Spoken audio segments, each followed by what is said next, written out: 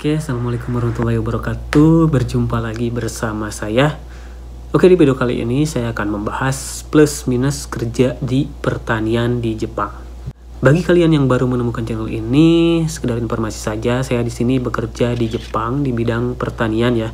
Oke, tanpa basa-basi, kita langsung masuk saja ke pembahasan. Oke, di sini saya akan menjelaskan dari plusnya dulu ya. Kerja di pertanian itu seperti apa sih enaknya? Oke, jadi yang pertama di sini itu kerjanya itu musiman ya. Jadi pas musim salju itu kita bisa pulang ke Indonesia. Jadi setiap tahunnya itu bisa bertemu keluarga di rumah. Jadi kerja itu mulai bulan 3 sampai bulan 11-an lah. Nah, sisanya itu pulang ke Indonesia dan itu tiket PP-nya itu dibayar sama petaninya. Kemudian di sini tuh cocok untuk nabung ya dan hidup hemat. Karena apa? Karena di sini itu jauh ke mana-mana. Mau ke Kombini aja kalian harus naik kereta api. Kemudian kalau mau belanja bulanan pun diantar sama petaninya.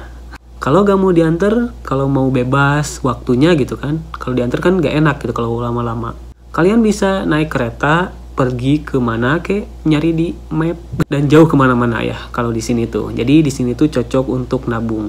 Nah, kemudian di sini tuh banyak banget istirahatnya. Bayangkan saja ya, dari istirahat pagi misalkan 15 menit, kemudian istirahat siangnya 2 jaman rata-ratanya, 2 jam. Paling sedikit itu 1 jam setengahan, sejam 45 lah.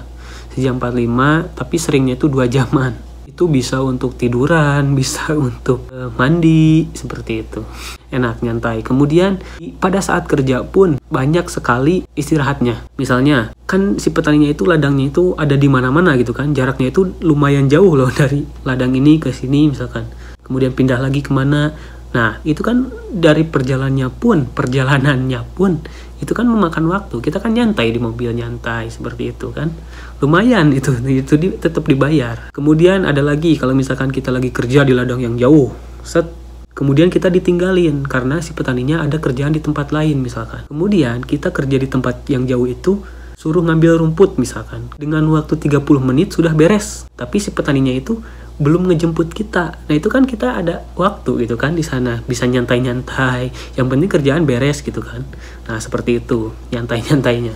Kemudian ada lagi, pada waktu panen pun kadang suka ada istirahat sebentar. Itu di luar waktu istirahat sesungguhnya gitu kan. Jadi misalkan lagi musim panas, karena panas banget kan, kita juga bukan robot gitu kan, kita semua juga bukan robot. Si petaninya pun sama.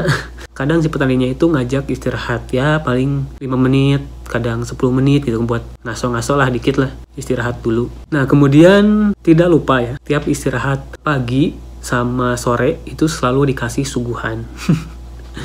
Kalau dulu saya kerja di pabrik itu, kalau dikasih suguhan itu kita harus lembur dulu lebih dari 3 jam baru dikasih roti. Tapi kalau di sini di pertanian itu istirahat pagi sama sore itu pasti dikasih kopi sama roti, kemudian snack-snack ya kayak kerupuk-kerupuk kayak gitu, itu udah pasti ya pagi sama sore. Nah, kemudian kenapa tadi saya bilang di sini enak, bisa nabung, bisa hemat? Karena kalau misalkan kita gak ada dengena nih, dengena itu apa ya? Teman nasi di kulkas misalkan habis, dan waktu gajian masih lama misalkan gak ada duit, kita tinggal minta aja sayuran ke petaninya, itu diperbolehkan, tinggal potong aja gratis. Saya sering ngambil itu sawi putih misal, kemudian kol buat bala-bala. Itu tinggal ngambil aja. Nah, mungkin itu ya plusnya kerja di pertanian di sini menurut saya. Nah, sekarang kita masuk ke minusnya ya.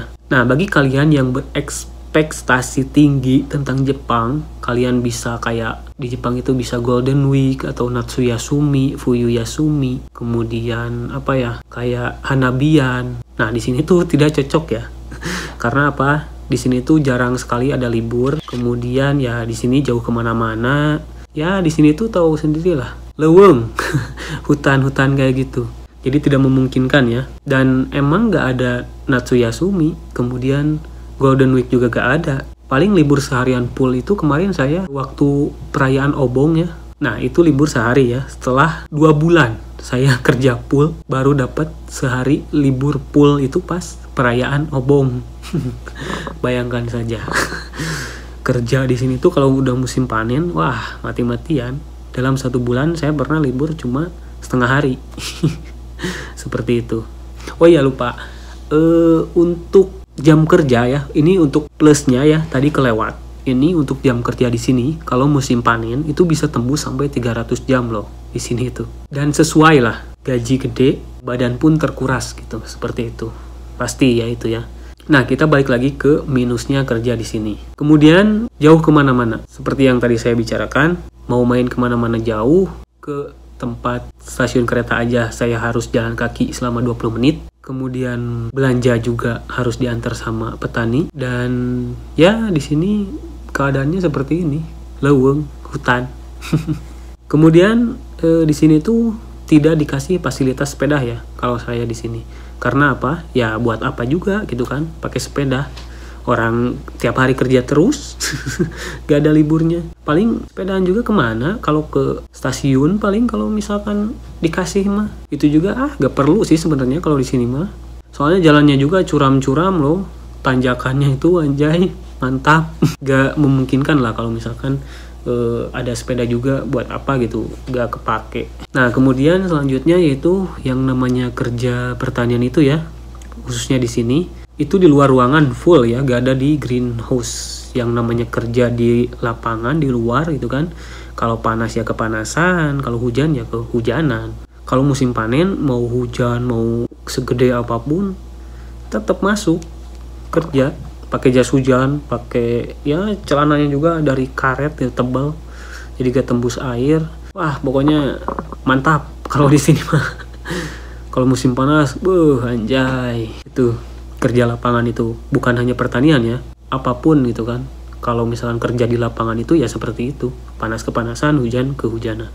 Nah kemudian alasan lainnya minusnya itu kalau saya ya di sini susah ngirim uang. Karena apa? Liburnya itu gak tentu, kadang gak ada libur gitu kan dalam 1 bulan itu. Dan kemudian misalkan sedangkan kan yang di rumah itu perlu pemasukan gitu kan dari kita yang kerja di sini gitu kan. Jadi ya itu sih repotnya, harus nyamain libur antara libur kerjaan sama libur bank. Kan libur bank kan Sabtu Minggu.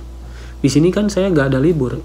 Ada libur pun misalkan kadang di hari Sabtu gitu kan di sini. Setengah hari itu juga. Kalau misalkan libur di hari Sabtu, otomatis kan bank juga tutup. Kita tidak bisa ngirim. Jadi susah kalau di sini mah. Kalau minta diantar ke petaninya ya gak mungkin sih. Belum pernah juga gitu kan. Belum pernah juga minta antar ke bank. Nah kemudian minusnya yang selanjutnya yaitu bagi kalian yang tujuan ke Jepangnya itu bukan hanya kerja ya, melainkan kayak belajar bahasa Jepang juga gitu kan, ikut les-les khusus untuk orang luar gitu kan, belajar bahasa Jepang. Di sini tuh nggak cocok ya, karena di mana gitu gak ada di sini tempat kursus seperti itu. Bukan, kalau misalkan ada pun kalian gak bisa ngatur waktunya, gak ada libur kalau di pertanian itu.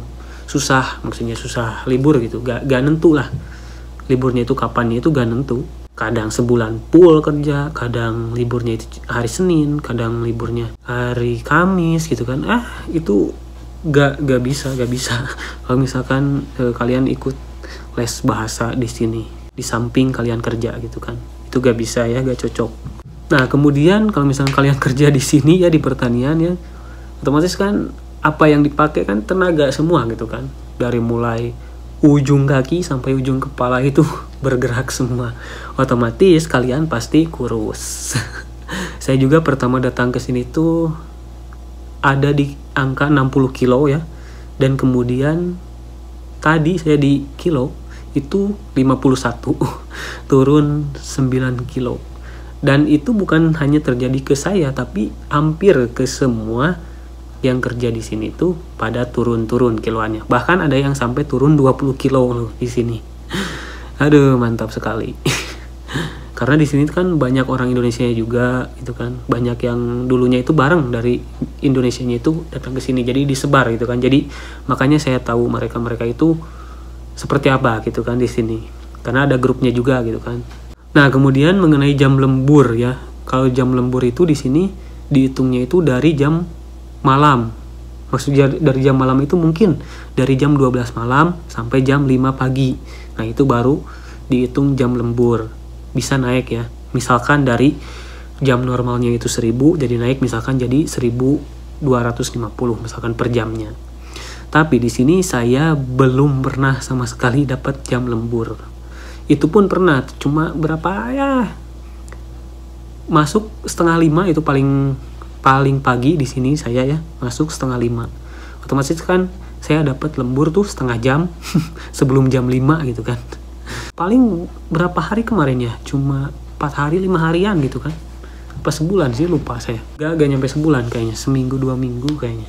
Nah jam lemburnya itu jadi dihitungnya dari jam malam ya, jam 12 malam mungkin. Pokoknya sampai jam 5 pagi ya, sebelum jam 5 pagi itu dihitung lembur. Nah bagaimana kalau misalkan kalian mulai kerja itu jam 6 sampai jam 6 pagi sampai jam 7 malam misalkan. Nah itu tetap, itu bukan lembur masuknya.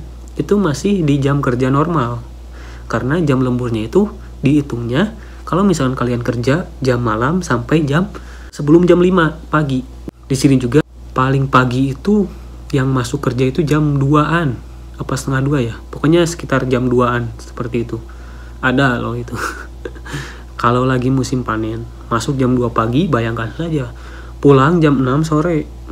Tetap yang dihitung lemburnya itu dari jam 2-nya sampai jam 5 pagi. Nah, sisanya itu jam normal. Meskipun kalian kerjanya itu melebihi waktu 12 jam gitu kan. Tetap aja yang dihitungnya itu dari jam 12 sampai sebelum jam 5 pagi. Kalau di pertanian di sini ya. Kalau di pabrik kan jam normalnya misalnya jam 8, pulang jam 5.15. Nah, sisanya itu jam lembur. Kalau di sini enggak.